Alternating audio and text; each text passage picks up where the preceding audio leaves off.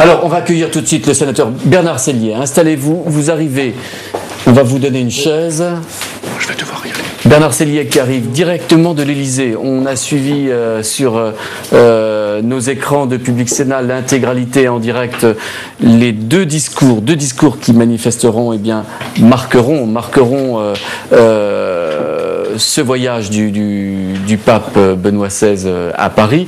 Vous étiez dans la grande salle, la salle des fêtes de l'Élysée. Vous quitté il y a 5 minutes, effectivement. Et on vous en remercie pour nous rejoindre. Comment vous avez écouté ces deux discours qui, à l'évidence, sont deux discours importants cet après-midi? Oui, tout à fait. Comme je pense tous les collègues et tous les présents, le gouvernement qui était complet, je crois, et beaucoup de députés et de sénateurs avec une gravité et une émotion non pas artificielle, mais parce que pour la première fois, un discours de cette importance entre le représentant du pouvoir politique et un représentant d'une religion, et donc importante pour la France, et avait un échange devant nous. Le discours du président de la République au Latran, qui était déjà en soi quelque chose de tout à fait nouveau et très important, se passait donc à Rome, mais on n'était pas impliqué. On avait l'impression, comme un discours fait à l'étranger, que c'est un peu à l'extérieur, c'est ailleurs. Et là, nous sommes au cœur de l'Élysée, avec tous les responsables du Parlement et le gouvernement, et les questions fondamentales nous sont posées, à nous aussi. Nous sommes impliqués, obligés d'être embarqués dans cette question, dans cette réflexion. Le pape a dit tout à l'heure, à propos de cette laïcité positive défendue par Nicolas Sarkozy, il s'agit d'une réflexion aujourd'hui devenue nécessaire. Est-ce que aujourd'hui vous pensez que le monde politique, la société française doit véritablement s'interroger sur cette question de la place de la société, des religions dans la société? Il faudra étudier avec beaucoup d'attention et le recul les deux discours. Ils ont été tous les deux très importants, avec des phrases très importantes. Comme d'ailleurs le président de la République a souligné, je crois que c'était lui, que la démocratie doit dépasser sa logique purement formelle qui est la règle du nombre et de la quantité. Et ça peut mener, c'est une aventure si elle n'est pas régulée, calée sur d'autres valeurs.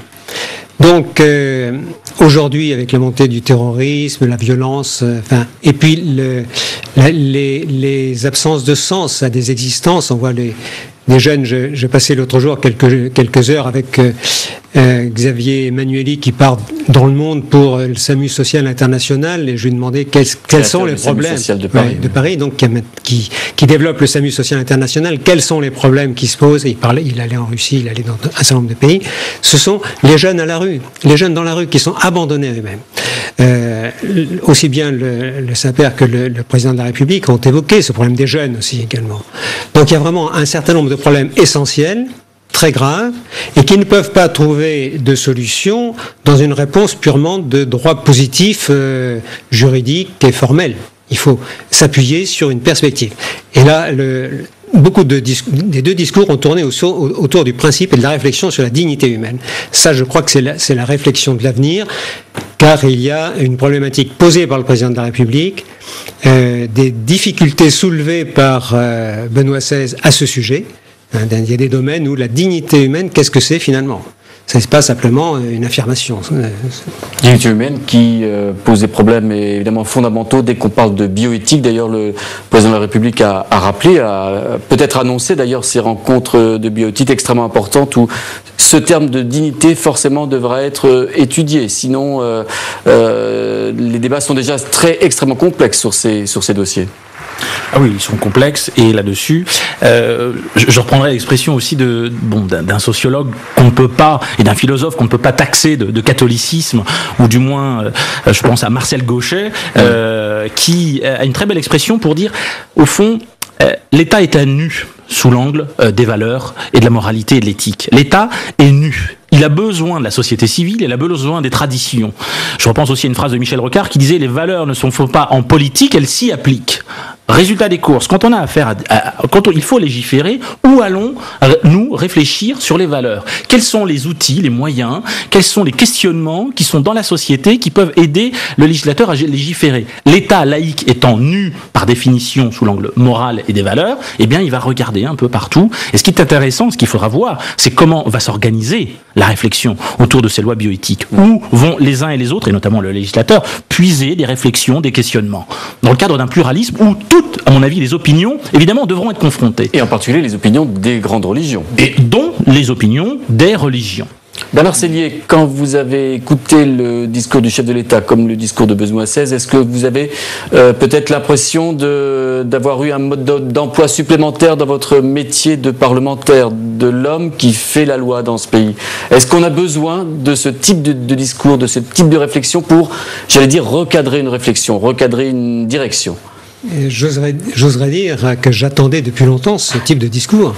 Parce que moi-même, je suis tout à fait passionné par ce débat, ces questions. Donc, j'avais cherché mes propres sources, mes propres références, avec le problème de la transposition par rapport à des collègues qui ne partagent pas nécessairement les mêmes sources. Mais c'est pour ça que là aussi, ce matin, un point essentiel, à mon avis, était soulevé et défini comme perspective, c'est le sens d'une morale commune. Ce qu'on appelait le sens commun, l'entendement commun, c'est l'expression que je recherchais qui a été utilisée ce matin. Donc ça c'est fondamental parce que on peut dire que après les Lumières, il y a eu pendant un certain nombre d'années, voire de siècles, un héritage qui demeurait chez tous d'ailleurs. Quand on interrogeait Jules Ferry qui est sur la morale, il disait mais la morale de nos pères, c'était quelque chose qui allait encore de soi. Il y avait un héritage. Aujourd'hui, on est nu. L'expression de Gaucher, je la reprends et j'y adhère. Il y a une nudité de la puissance publique. Et heureusement, on a un patrimoine dans lequel il faut creuser, non pas pour réintroduire et réactiver quelque chose d'autres époques, mais il y a quand même une réflexion. Et les deux orateurs ce matin ont fait une référence au patrimoine depuis la Grèce. Quand même, il faut reconnaître que et l'un et l'autre, Benoît XVI en particulier, la Grèce, la philosophie grecque. Grec, c'est évident.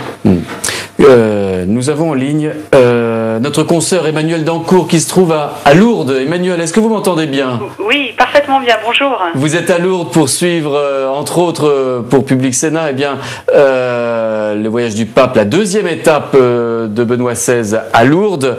On a entendu à l'instant les propos du chef de l'État, Nicolas Sarkozy. Lourdes, un miracle de compassion. Est-ce que vous sentez ce miracle de compassion là où vous êtes en ce moment, à 2 pas de la grotte de Lourdes? Oui, forcément que l'on sent ce miracle de compassion parce que les pèlerins sont déjà nombreux.